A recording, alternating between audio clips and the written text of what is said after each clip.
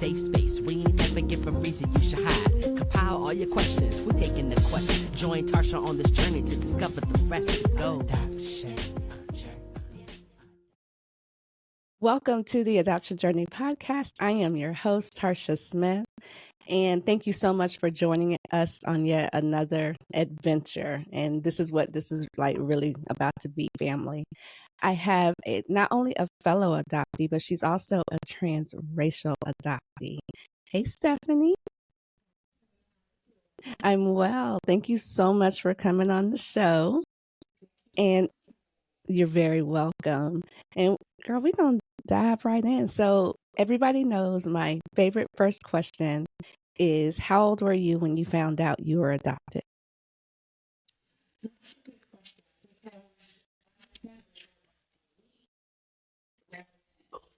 You looking around and like something's off, right? So you understand that something's off. You don't really know what it is. So I would say to, like, when I really fully understood what was going on, it was probably like 6. Okay. Yeah. And were you adopted right at birth, like an infant, I should say? I was 4 months old. Okay. So still a baby. So I don't know anything, like I don't know much about Haiti, right? Because I came 4 months old, came to Canada right away. Okay, stop right there. Stop right there. We have to clarify that. You are Haitian. Yes, ma'am. And the family that adopted you, what's their nationality? My dad is Italian and my mom is French Canadian. Okay. And then you said your brother was Korean. Mm-hmm. I had 2 adopted brothers. Yeah. Oh, 2 adopted brothers. Yeah. Okay. So as busy. A 6-year-old little girl, there's a lot going on in this house. Do you start to ask questions, or do you just kind of internalize? I literally don't look like anybody.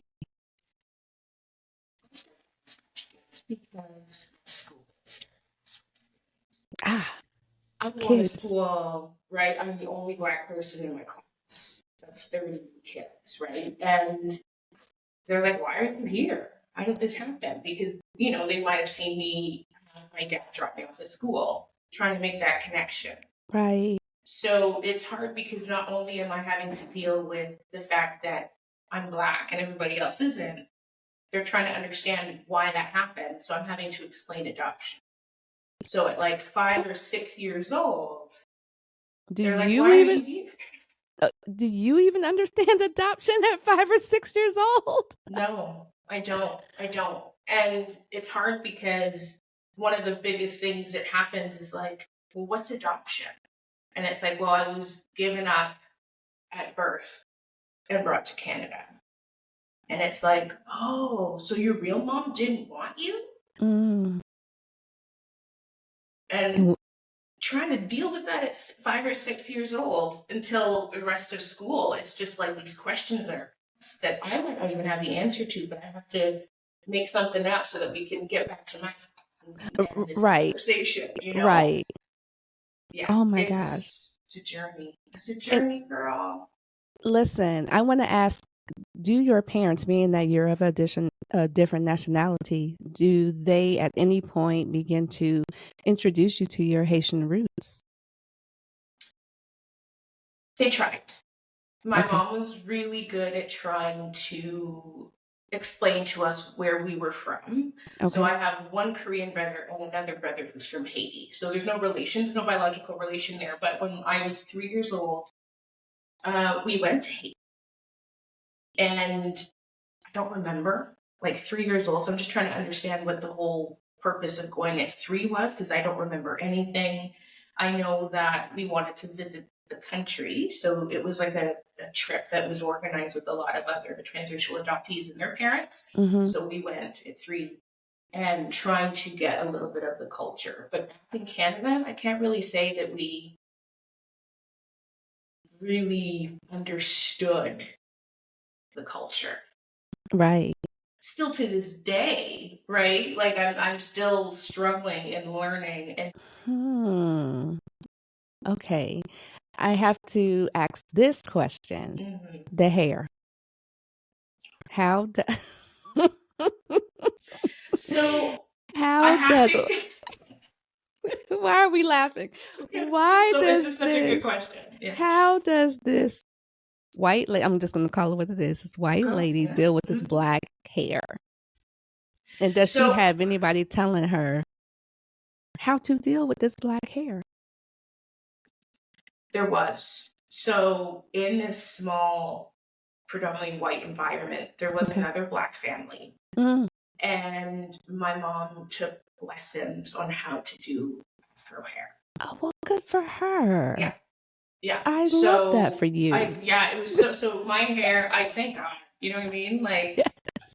There's no way that this kid's coming in with like not done hair. So my hair was always done. My hair was so cute. Okay. But that also brings another thing of like everybody wanted to touch my hair because it's so cute. And they always do. And you don't. It's not a thing, people. And it's like there's the kids who are like my age who are just so curious and have no filter. So there's that.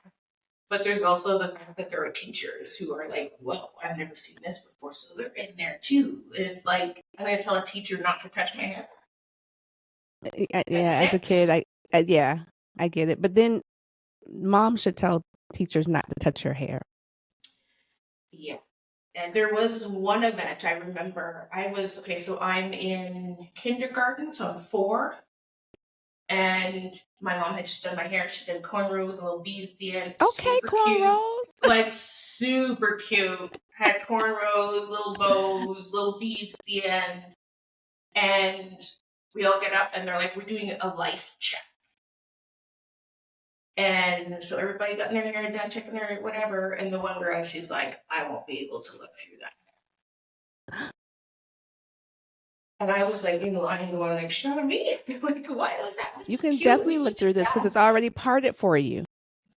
There's that. Like, you gonna see the lice if it's there. You would see it.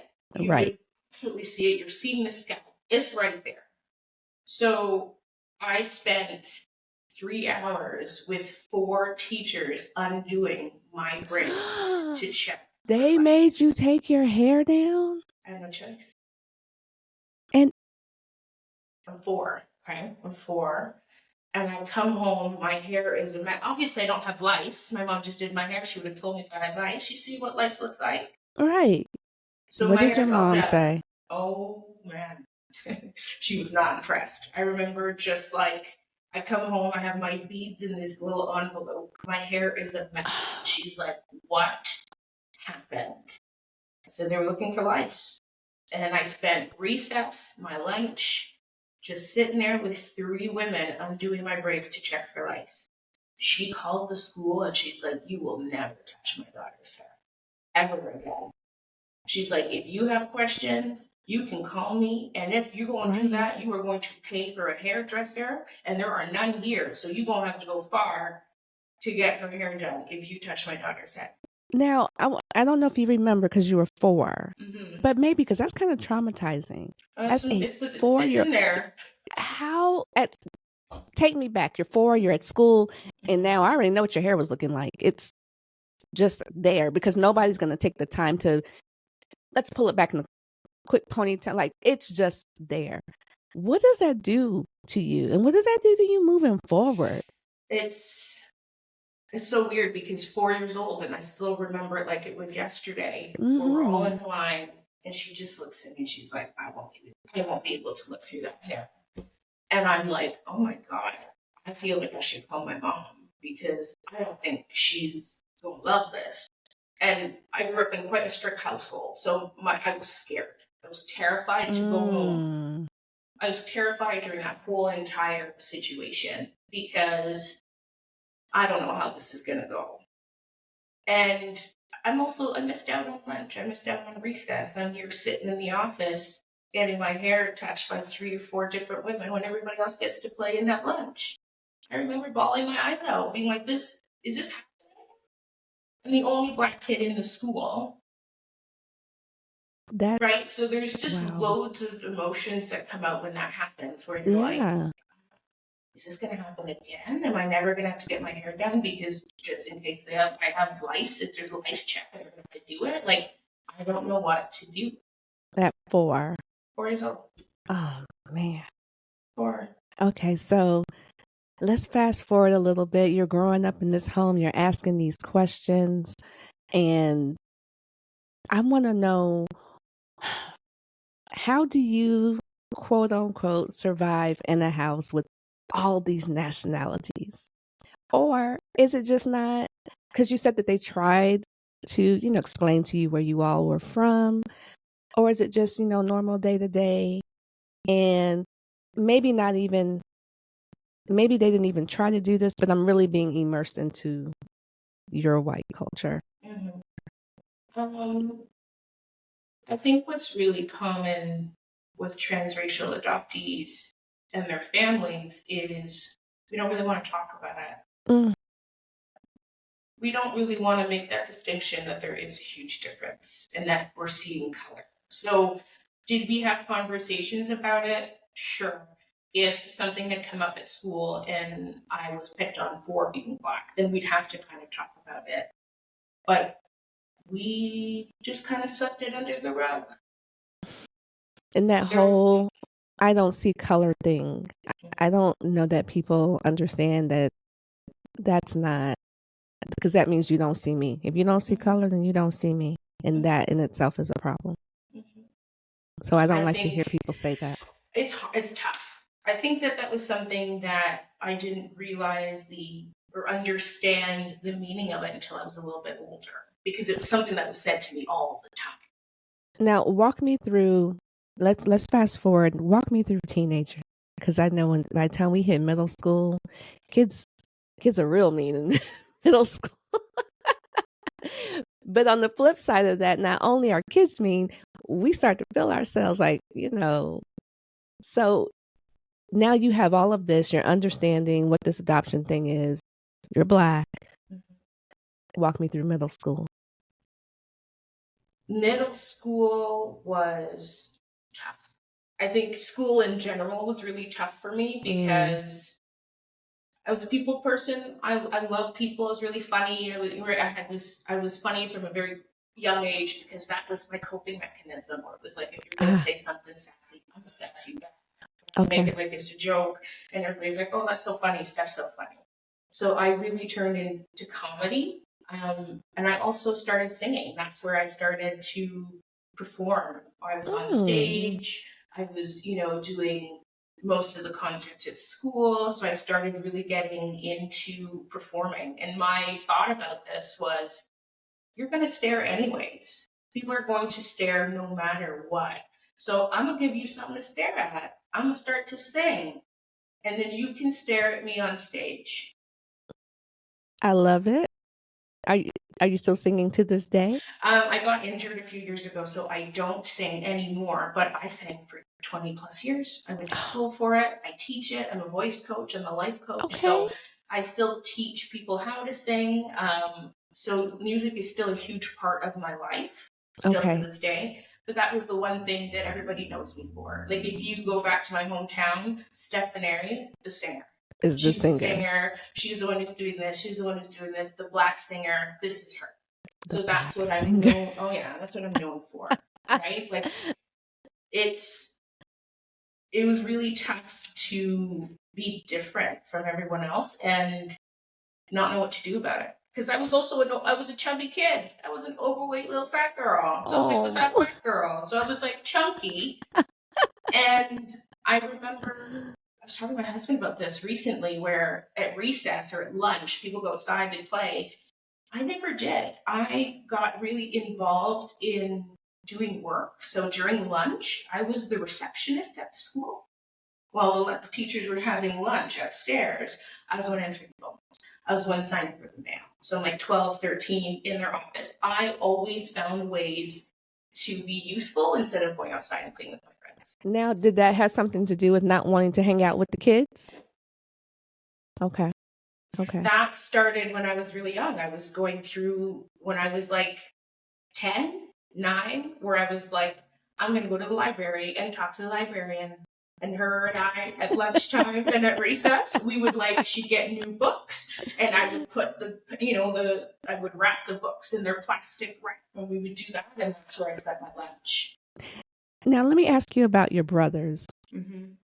How are they dealing with this, if you could speak on their behalf? They're not doing well. The oldest one, Jason, who is Korean, I think that there was racism, but maybe not as much as Black kids. Okay. So he struggled. I mean, did he have some friends who might have said some racist comments? Yeah, but he's really tough guy. Let it roll off my back. So he went through life doing his thing. But David, the middle child, who's also from Haiti, struggled a lot. Struggled big time. And it's hard because he's no longer here. He passed away last year of an accidental drug overdose in November of 2022. And it's hard because when he's gone, you get all these flashbacks and all these memories of what went wrong, what happened. And being Black in a predominantly white environment happened because he was continuously teased. He was continuously looked at. He wanted to dance, so we joined a dance class, dance group, and then people were like, men don't dance. You shouldn't dance.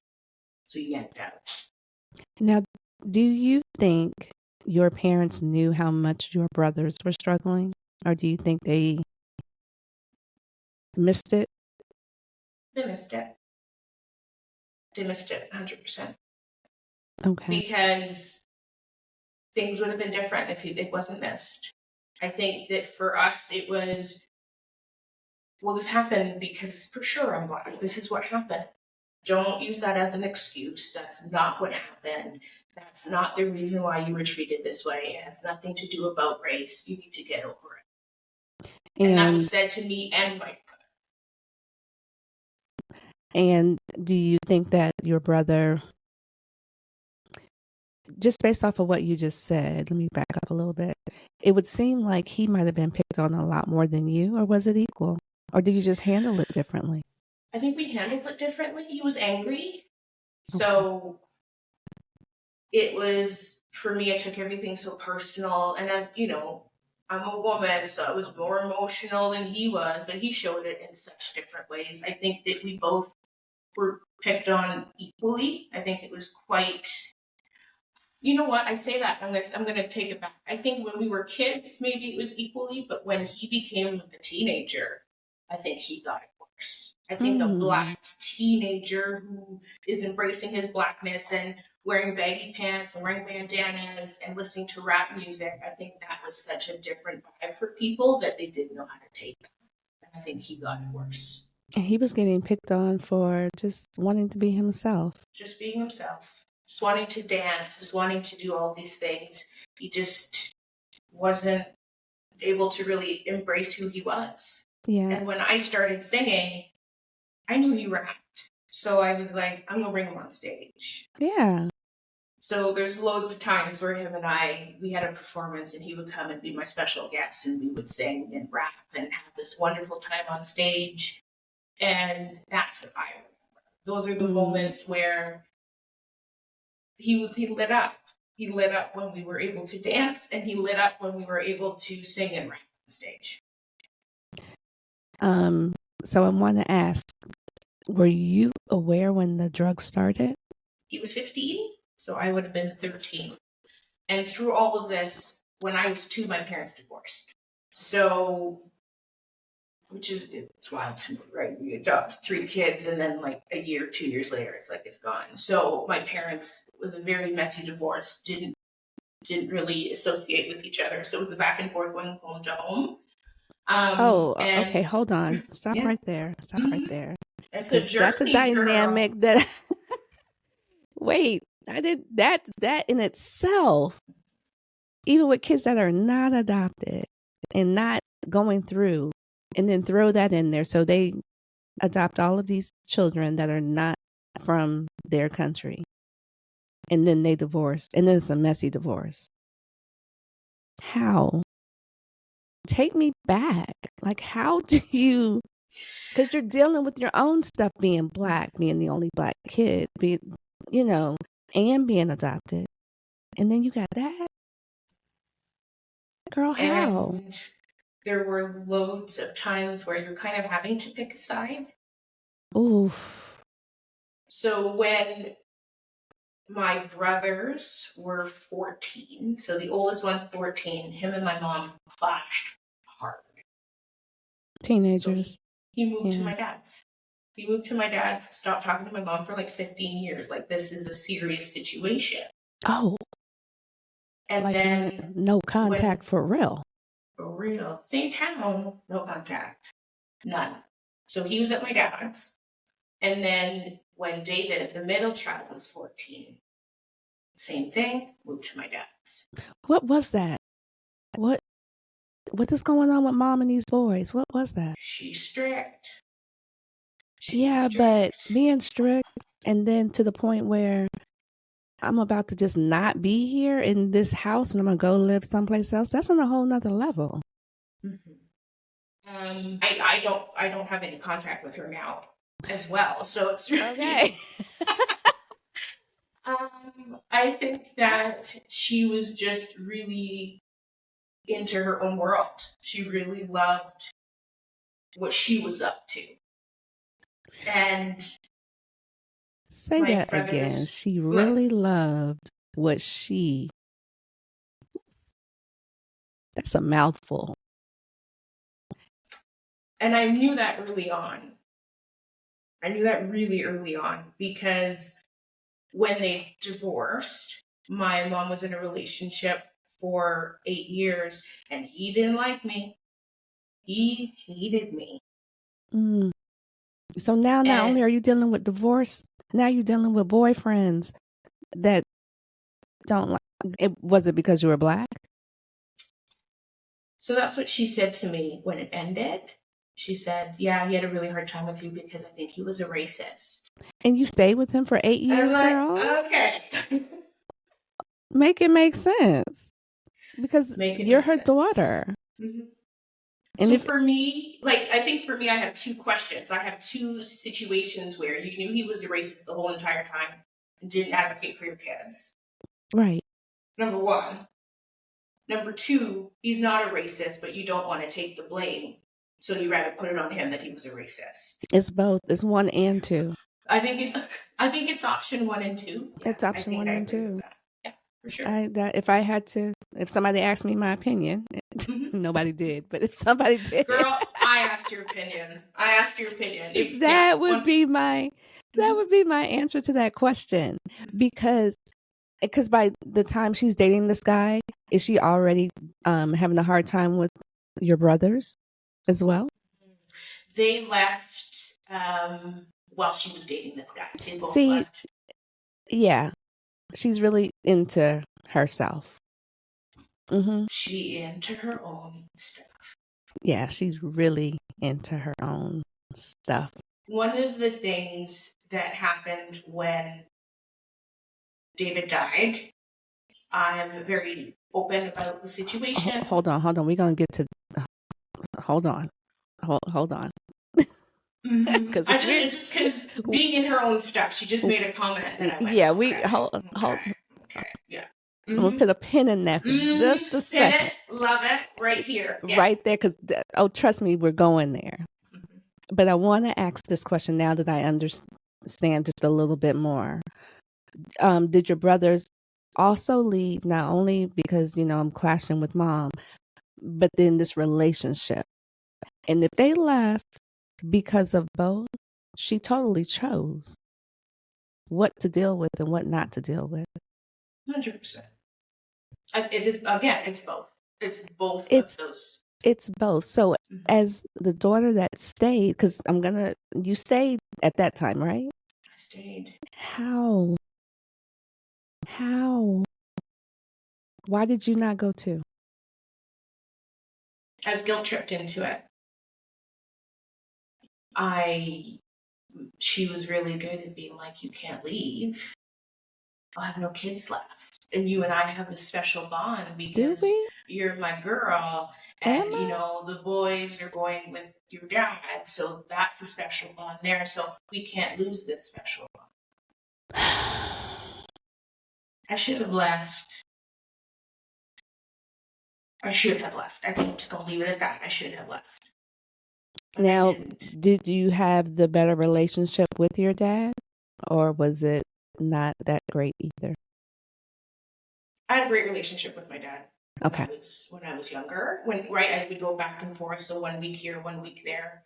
So when I was there for a week, it was different because there was a lot more time spent because he didn't see me as often as the boys. Right. Oh. I always wanted to stay a little bit longer at my dad's, but it was hard to have that conversation with a strict mom. So I just let it be. Okay. I'm going to turn the corner now. Mm-hmm. Walk me through what happened with your brother. I'm very open about his adoption and his death and how it happened and what went right, what went wrong. And when he passed away, I posted and I just said, you know, adoption is tricky. It's got so many layers that not everybody's going to be able to understand, but we need to do better. And I was just talking about just the general, because I also work with the transracial adoptees and they're dealing with a lot of the same things that we dealt with. Mm-hmm. And I posted that and I showed her and she was like confused. She was like, did it really bug him that he was adopted? And my husband looked at me. He was like, and I just said, well, if you have to ask when he's already dead, we're too late on questions here. But for the fact that question was asked 33 years later when he's dead, it's wild. There's a lot of things you can't unsee when I look at his journey, right? So for me, I'm adopted, but I have a little bit of information of my biological family, where for him, he was told at a very young age, he was found in a dumpster, no real birthday, no information, brought to the orphanage. He was maybe like 5. Wait, stop. They thought it was okay to share that type of information with a 5-year-old? Yeah. It's okay to say, hey, you're adopted, but those details, that's not kid conversation. It's not necessary. How much information is too much information for an adoptee of that age? I think I have questions. Yeah. And that's too much information. Because now I can't unhear what you said. Now that I know, I can't unknow. 100%. And that was brought up multiple times in his life, in his journey, especially where he didn't have a real birthday. That drove him mad. Because how do it's just crazy to me just thinking about conversations that I had with him where people are like, my horoscope, I live vicariously through that. I love it. I know it. That's my thing. Where he doesn't have it. And his whole journey was trying to figure out his sign, trying to figure out his real birthday. He asked me once, he's like, is there a blood test that I can take to find my birthday? So don't come and tell me that this wasn't visible for everyone to understand that he was struggling. Right. Right. For me, knowing at 15 that he had turned to abuse, to drugs, made perfect sense. Now, at 15, when he's starting to use, at this point, he's living with your dad. Mm-hmm. Is dad aware? Ish. Dad's working 6 days a week, 12 hours a day. Okay, dad's not aware. Okay. So it's a little bit hard, right? And then he had a learning disability that no one really did anything with. So he hated school. So he got to school, was on the basketball team, loved it, was so good. but you got to keep a Gotta keep the 75% grades. average. Right. So he's out. Never graduated high school. Finished when he was 16. Done. Going back to your mom for a second, because you said something earlier, and I heard you when you said it, but it just now it's hitting the ear differently. You said that at 3, there was like a group that went back to Haiti. Mm-hmm. And just knowing your mom is just in love with her stuff, it seems like this was one of those things. Mm-hmm. Let me go and do this. And then, okay, now I'm divorced. Now I'm, at some point I'm not paying attention. Is there, and I'm not asking you, this is rhetorical. Mm-hmm. At what point are we going to start educating these adoptive parents about what this is and about what this potentially could be? Because that baby is not going to stay a baby. And that baby is going to have questions. That baby might want to go look for their biological family. There's a whole thing. And I just feel like your mother was very misinformed. She was just like, I'm going to go and do this. Mm-hmm. Well, I mean, when we went to Haiti, I was 3. David would have been 5. And is that when they told him, when you were in Haiti? I don't know if it was in Haiti, but it was around that time. It probably was, but it was around that time, and it could have come up because when we went to Haiti, we went to visit my biological mom. So it might have come up when he was there too. Like maybe he was wondering where his family was, if he can go visit his. Like that's kind of blurry to me. But what I do remember is by that time when we were in Haiti, we came back to Canada. My dad was gone. That was like where he had like left the house. Girl. So I don't know if it was like, let's kind of go to Haiti so that we can kind of deal with what's going on in Canada. I'm not sure. Right. But it's around that time. Yeah. And did they ever take you back to Haiti? No.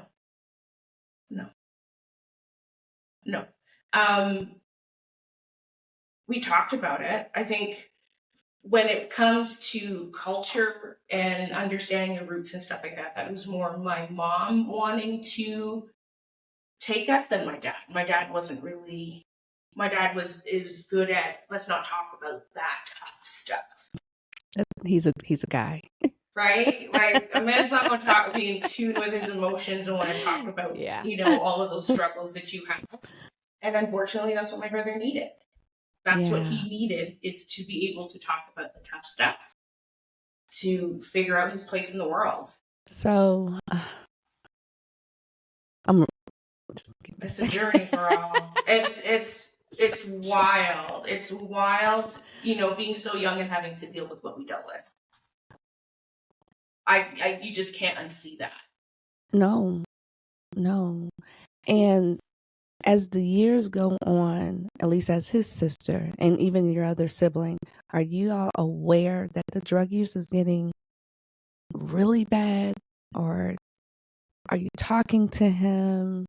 Like, what's happening leading up to the unfortunate? We knew.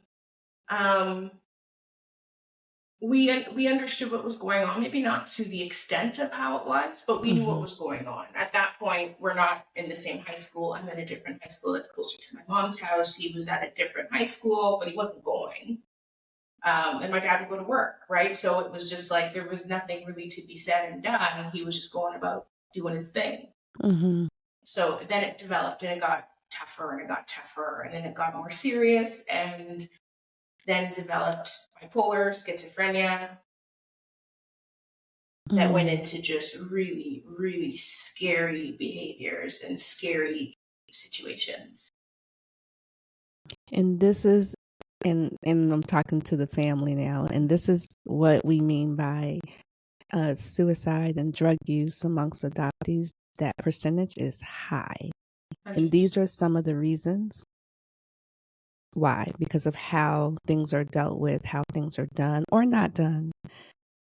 and then what that individual as the adoptee is feeling. It's a lot.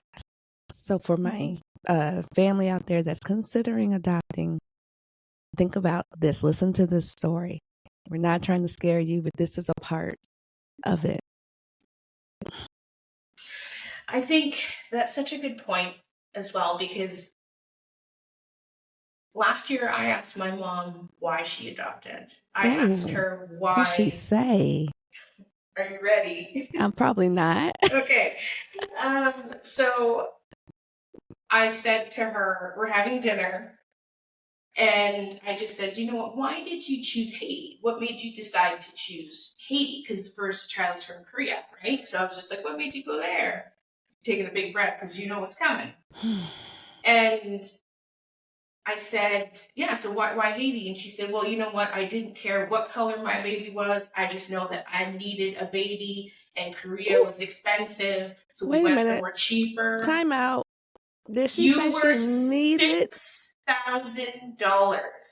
Let's sit in that for a quick sec. $6,000. The total price for a child. Because you needed She them. told you that? Well, I was having chicken last year. And for me, it's like she didn't see anything wrong with that story. Can you repeat that one more time? Say it again. Because I'm positive I didn't hear you right. Say it again. We're gonna say it again. I said, why Haiti? I needed a baby. I didn't care what color it was. Korea was expensive. I wanted to go somewhere cheaper. We went to Haiti. You were $6,000. So that is what you said. Okay. That's what I said. You know when people are like, what's your worth? What you know your worth? I don't know worth. What do you do with that? I'm speechless. And for the family that's listening to this with an audio instead of visually, just understand the pauses are because I don't have. She took all my words. The pauses are on purpose. The pauses are on purpose right now. 100%. Because I was going to ask, why did you adopt? Let alone, why did you bounce from country to country? Why did you even adopt? What was that about? She couldn't have kids biologically. She had been trying, her and my dad had been trying for years, didn't work, so they decided next best thing was adopt. And then they decided the next best thing was a divorce. Sorry. Yeah. No, hey, listen, what you're feeling is what I'm feeling. Is what I felt, and having to dissect my brother's death and my brother's life. These are the things you can't unsee. These are the things that have been told to us that you can't unknow. You just can't. So even as an adult, right? I'm in my 30s and I'm finding out I'm $6,000 at birth or 4 months old when I was adopted. What do you do with that? And she said it. And she just said it. Just said it like those pair of jeans was $28 in Haiti. $28.99 on and sale. They were $50 in Canada, so I'm going to Haiti. She said it just like. Was there a return label? Was there did you have to pay for shipping? You know, and gosh. And we're having, so it was her now husband. In that moment, do you just get up and leave? Like, is dinner done? Dinner's done. Dinner's for sure done. Dinner wasn't done because I was stunned. So my husband was beside me, and we have this thing where it's like in the moment where we can't really use words, he'll squeeze my leg. He'll do a little book it, because we're going to talk about that when we're gone. And so he's squeezing so hard because it was like, this, I can't believe this is happening. And no one said anything. My stepdad was just eating his chicken, head in the plate, like nothing to say. I'm like, well, I guess I'm worth more than that now. And she left. And we all giggled. And we all went, So when do you go no contact? Because I know you're no contact at this point. Last year.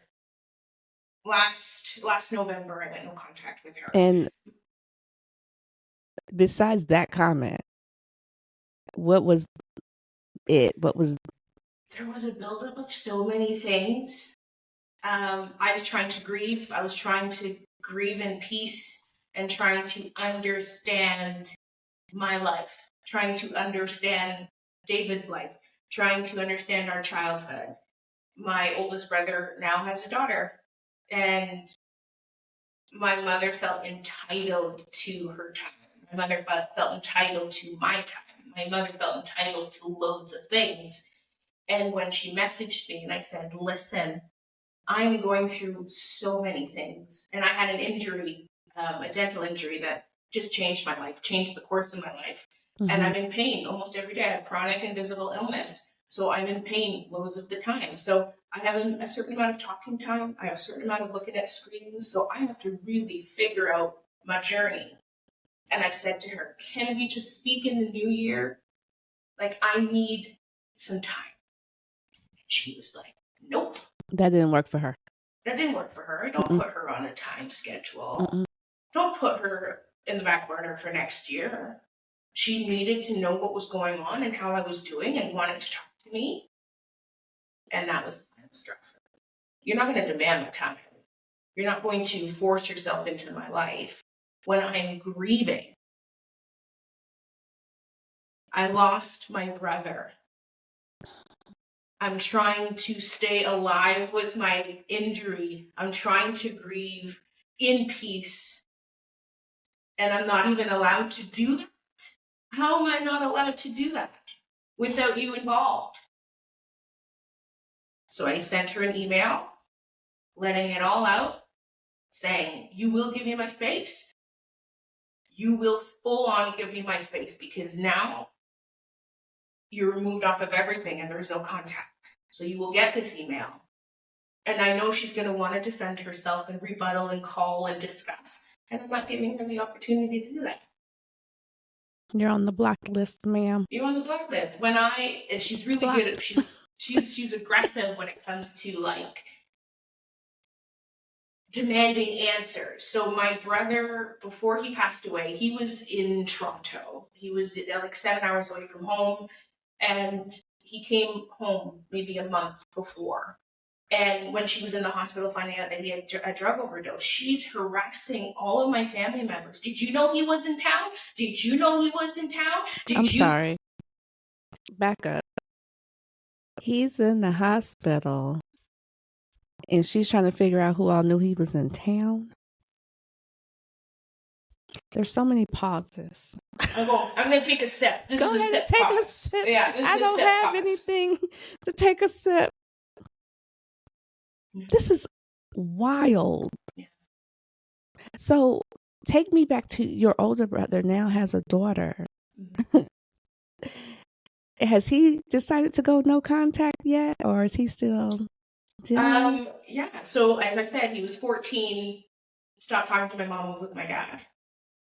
13, 14 years, no contact.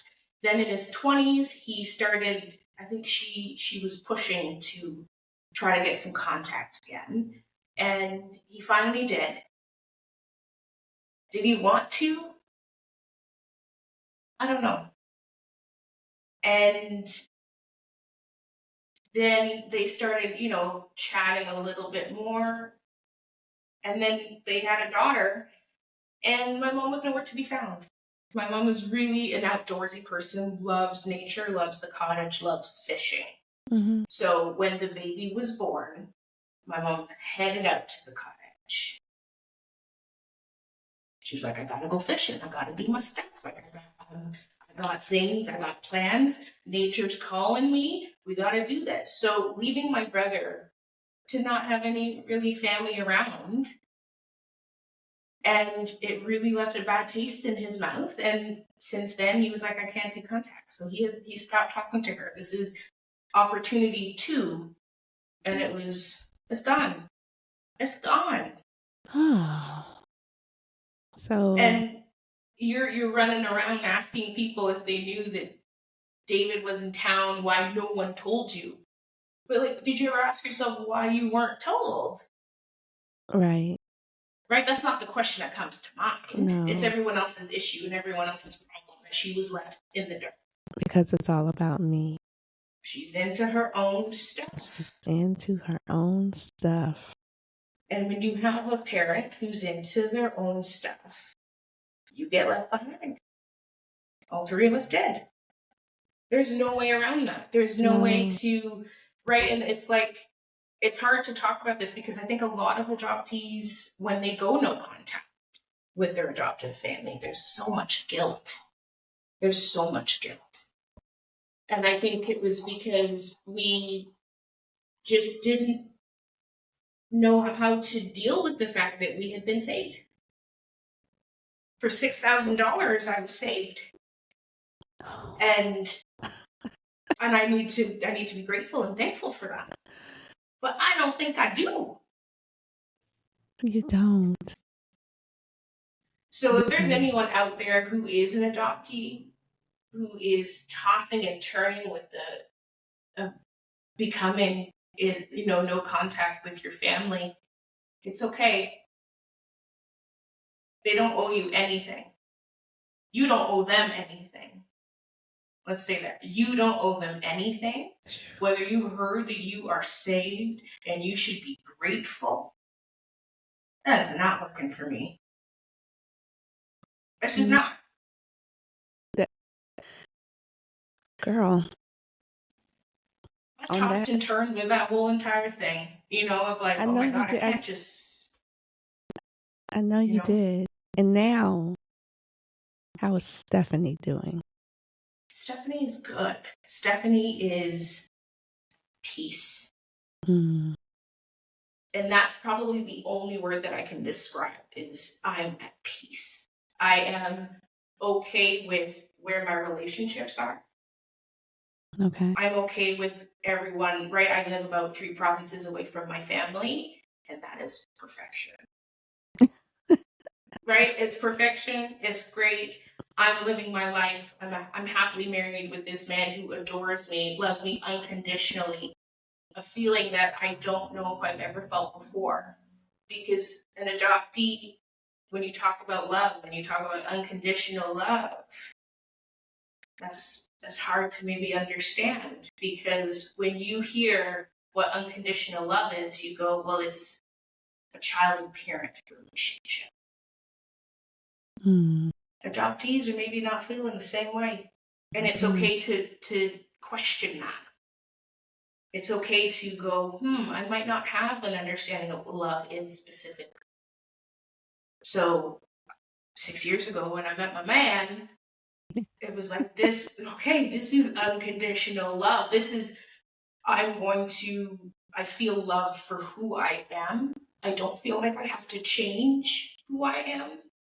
Right? I was overweight and that was a huge, huge thing for me is everybody wanted me to be skinny. Everybody wanted me to stop eating and be better. Mm-hmm. And it was always having to be better for someone else. And now in my 30s, it's not like that. I've never met an adoptee who hasn't been a people pleaser. Let's be honest here. And girl, wait till you get to your 40s. There's a switch that comes on. Ooh, what's that switch? Tell girl, me. I don't know what that switch is, but you're going to enjoy that switch. Because you think you don't care now, honey. And for what I understand, when you hit 50, the switch goes from level 2 to like 8. Yes. I love that. But that switch turns on. Yeah. So, yeah. And I don't even have to ask my last question because you did what I would have asked you to do, which is speak to the adoptees that are thinking about going no contact. You did it. You went there without me even. See how we just flows. Girl, you see right me. there. You got it. You said it already. Mm-hmm. I appreciate you for coming on the show and telling the hard story. I know that's not easy to talk about. It's not easy, but it's necessary. And I think in the last few years, what has really pushed me to do this is to tell my brother's story. Because I think that a lot of people know him as someone who was addicted to drugs when he was really young, didn't graduate high school, and struggled. No. That's not him. That's not the story. That's not the journey. you know what? Before we do that, tell me about David. Let's speak his name in a positive light. That's how we'll end. Go there. David was such a kind and gentle soul that loved performing. And on my Instagram, I have a video that I shared for his 1 year death anniversary. It's us on stage, us singing Where's the Love? And we have a band, and it's just us, and he's rapping, and I'm singing, and we have this eye contact where we start this little dance battle. We are just so in sync when it comes to arts and performing. That's who I remember. I remember him having this infectious laugh and the biggest smile and loved to make everyone laugh. Him with older ladies, he was such a flirt. He would flirt with little Grammys, and they'd be like, oh, I don't know what to do with this. But he was just so easygoing and so sweet. And through all of the journey that we've had, that's what's coming out. That's what I remember. That's what I want to remember. I have loads of memories, loads of pictures, and loads of videos of us performing. And I get to hear his voice again. So I don't miss that because it's always here. I'm listening to it almost every day. That's what I remember David like. And that's what I wish everyone remembered David like. And now, as you continue to tell his story, they will. I have to. You have to. The story just wasn't complete with what my family's perspective was.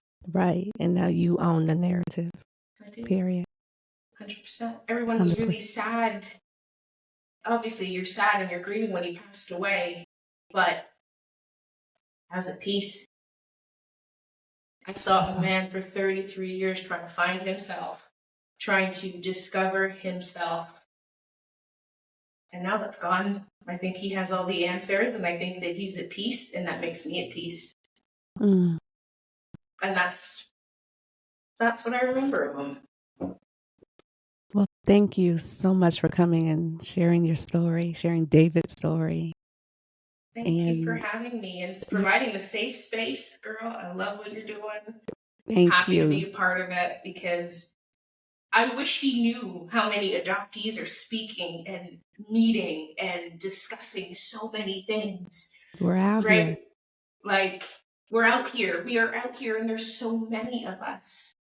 I'm running a retreat in Portugal in May for Black women adoptees.